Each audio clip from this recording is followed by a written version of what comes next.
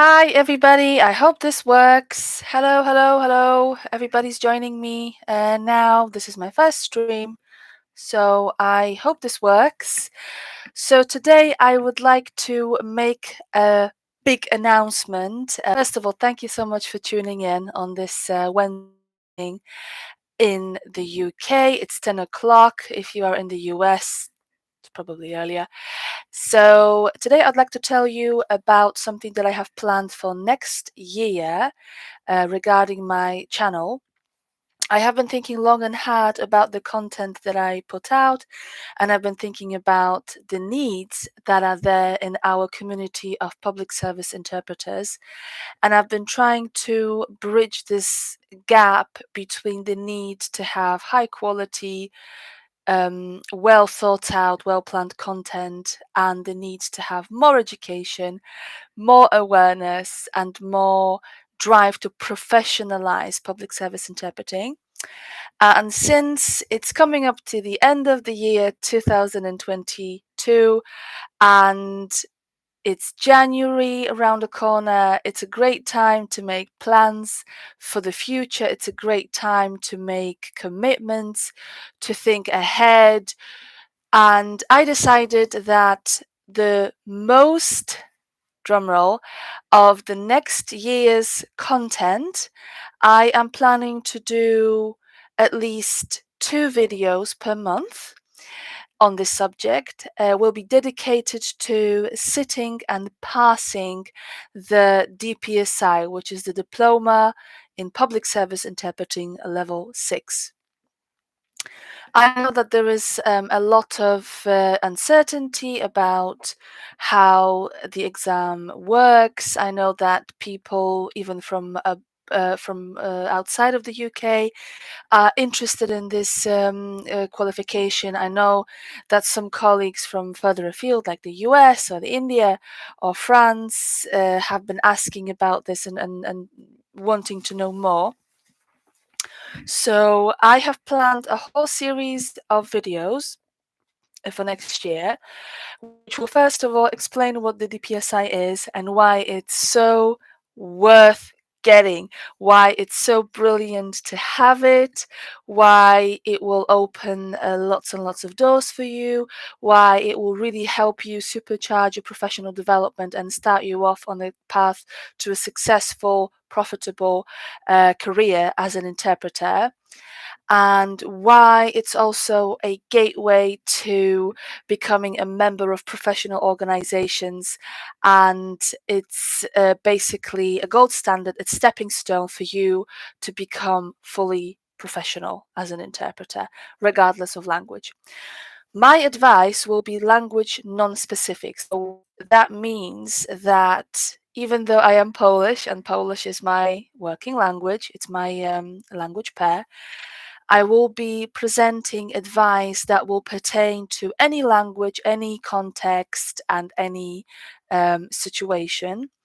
I will be mostly talking about the legal DPSI. This is the pathway that I took, and this is the exam that I passed in.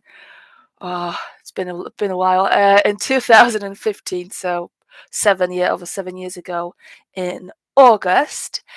I am very well acquainted with the legal system as it is, as it presents itself when you are an interpreter in England. So this is something I am quite well acquainted with, and this is something I'm going to focus on when it's going to come to a more specific time where I will be talking chiefly about the law, DPSI. However, anything I will say will be transferable and you will be able to use it in your prep. So whether you're going to be passing healthcare, sorry, it's quite early, my brain's still not switched off, healthcare option, or a local authority option, some of the things that will be relevant to all three of those.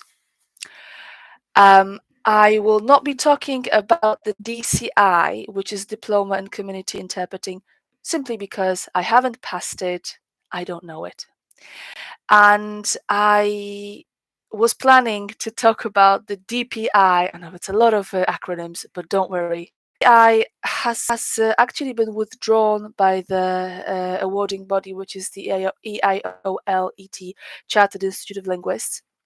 I was very sad when I found out because I really enjoyed preparing for it, and it's personally it's one of my favorite qualifications. But there you have it.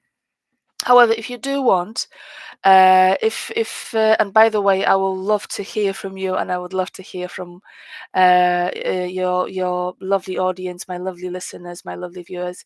I'd love to hear what you have to say when you want to learn about. Um, so I won't be focusing on the DPI and I won't be focusing on the DPI from my point of view, but I am aware that, first of all, it's not always practicable to sit a DPSI exam because I come from a teaching background. I am a teacher. I have been a teaching assistant, outreach assistant, and a teacher. And I know full well that not everybody does well in stressful situations of exams. I know this, and I know that DPSI is an exam-based qualification, which means it's a simple binary, pass or fail. And exams are stressful situations. And a DCI is what's called portfolio-based, assessment-based, so there is no exam. I am planning to talk a little bit about it as well, but it won't be me talking about this. I'm not going to give away everything just yet. But next year, from January, let me just look at the calendar, which day it's going to be, first Thursday in January.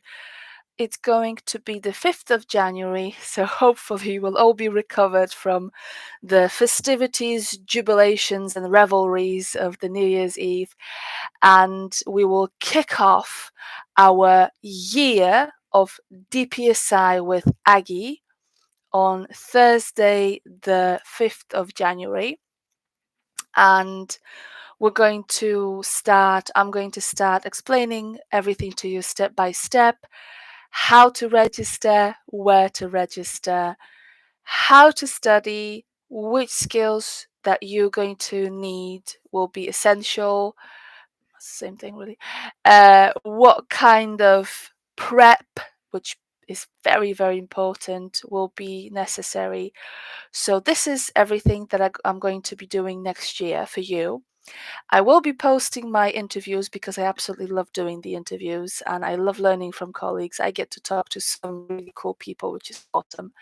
So you will still be able to learn about game localization and also some new exciting things as well from the world of translation. Focus next year will be DPSI. So DPSI, how to pass it, how to get into a trap that I fell into when I was sitting it 8 years ago, and all of that. I am very excited about this because back in the day, I'm trying. It makes me sound like I'm really old, but for me, you know, there's a saying in computing that like a year is eternity when it comes to technology development, and it's been 7 years since I sat my DPSI, and the reality has changed a great deal. There is a lot more out there when it comes to study materials, when it comes to CPD, which is continuous professional development. We have lived through the coronavirus, which devastated our lives, but since I like to always look on the positive, or at least try to, it had a really positive effect in that we have been focusing more on remote events, on remote CPD, so webinars, panel discussions, online conferences, hybrid conferences. So compared to what the reality was like, to what the things were like when I was sitting it, there is a lot more. Also, Instagram and TikTok really took off when it comes to expertise. So it's not just, people posing and, draping themselves on expensive cars and helicopters and all that silliness. But there is a lot of creators, really amazingly talented, uh, um, well educated people with a real knack of um, passing on knowledge with, of making certain things simpler, both on TikTok and Instagram. And I am fully aware that a lot of you lovely viewers and listeners will be young people. So perhaps you might not be initially comfortable to hop on the LinkedIn. So you might be more comfortable, for example, getting some study materials from TikTok and Instagram, which is completely possible. There is a lot of great stuff out there, and I will be bringing all of this to you. Another exciting development of that came about in those pretty much nearly a decade. Like, let's face it, it's going to be soon, a decade since just to kind of put some context. I started preparing for my DPSI in 2014 in late autumn, and I sat it in 2015. So it's coming onto a decade really, from between then till now. So another great thing that has developed and really took off is podcasts. When I was scouring the net and like Googling, looking for podcasts to practice on, I think there was just a handful of legal podcasts. Among them, a very, very good one, unfortunately now defunct, Northport Law, which is still available, but it's not being created anymore. A couple of barristers from Manchester, so round the corner. But right now we have a real explosion of podcasts. And those podcasts can be found in so many different topics. There are very generalist podcasts and there are very, very specific podcasts. And you can literally find whatever you want, whatever will help you to get more knowledge, to get your footing into whichever DPSI specialty you will choose. So it could be law, local authority, or healthcare. And there is stuff for that as well. So that's very, very exciting. Another thing that the pandemic made better is relating to people, networking online. We're not really phased by Zoom, we're not really phased by MS Teams, and all that is now available to at a very good standard. And again, I'm casting my memory back to 2014, 2015, where I used to practice with my study buddy. Yes, I will be discussing study buddies. Yes, I will be discussing pairing up, creating practice groups as well. We used to use phone because I had a really awful internet connection, and MS Team functionality was quite. I actually don't think I've ever used it back then. Probably exists. Sorry for ignorance. But we used to just use a phone. I would phone her. Thank goodness I had 3 minutes. And we would practice doing papers. Thank goodness I had 3 minutes. And we would practice doing papers. And now there is so much more in terms of connectivity, in terms of using technology to your advantage. When you are preparing for DPSI, when it comes to making it all work for you, making it all really enhance your practice process. So this will all be coming together in me showing you ways to practice, to hone your skills, to learn, to get all of those abilities that will be necessary to pass the DPSI. Now, one word of warning, DPSI is not an easy exam. I would be lying to you if I said, yeah, you're going to pass it, no problem, it's piece of cake. It's not. It is an exam, and it is a difficult exam, and that has to be said. And I wouldn't be honest with you if I said otherwise. But the work that you will put in will pay off. I remember doing very little apart from studying for the 9 months or so that are up to the exam. I started studying at the end of October 2014, and I sat the exam in June, middle of June and June 2015. And I remember studying regularly and quite, but it's, oh, my connection is unstable. Why is it unstable? I know it's not great. Okay, there we go. We're back. So I personally took a year, almost a year, to sit the exam. But I come from a linguistic background. I have a bachelor's degree in English language, and I also completed an intensive translation and interpreting course in Poland in 2010. That's wrong. 2009, 2010, sorry. So I already had the basics. Now, the routes to DPSI level 6 will be slightly different for you depending on your background, but I will be talking about this as well, and I will talk you through how to first of all do something called a skills health check, which is a hard, brutal look at what you know little bit, and what you need to learn yet. I did that for myself, and I remember when I was sitting it, I was predominantly doing a lot of written translation. Even though I completed my course in Poland, where we studied consecutive interpreting with note taking and simultaneous interpreting, I was not very confident in oral interpretation because I wasn't doing a great deal of it. I was mostly doing written translation. So right from the beginning, I knew my strong points and I knew my weaker points, or I knew the point, I knew this at which areas to develop. So I planned my study schedule and my skill pathway that way, and I will be talking about this as well. So one of the things that we're going to begin with in January 2023 is helping you, because that will really help you to um, it will help you to hone in on those things that you might struggle with. And remember, this is an exam. This is a one-shot thing, and I would say preparation is key. And I will help you prepare, and I will help you prepare in a way that will give you, that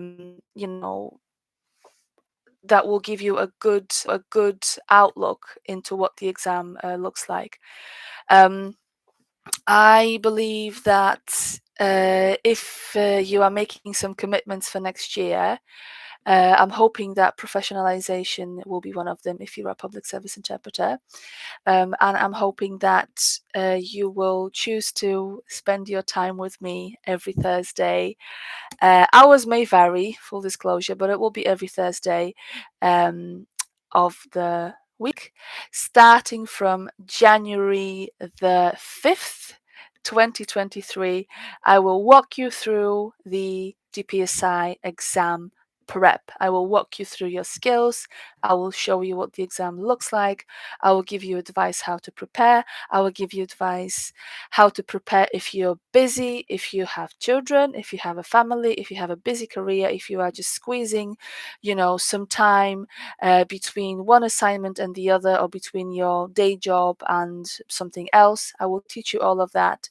So my DPSI with Aggie is for everyone who wants to sit and pass a DPSI either in law, healthcare, and local authority. So that's it for today. I will be posting this stream on Thursday, so we'll be able to rewatch it for all of you who want to catch up on it on Thursday.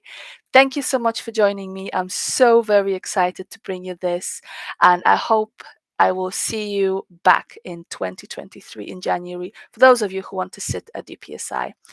Thank you so much again. My name is Aggie. Hit that subscribe button if you want to make sure you don't miss any of those videos. Will be obviously available on replay. But until then, thank you so much, and bye-bye.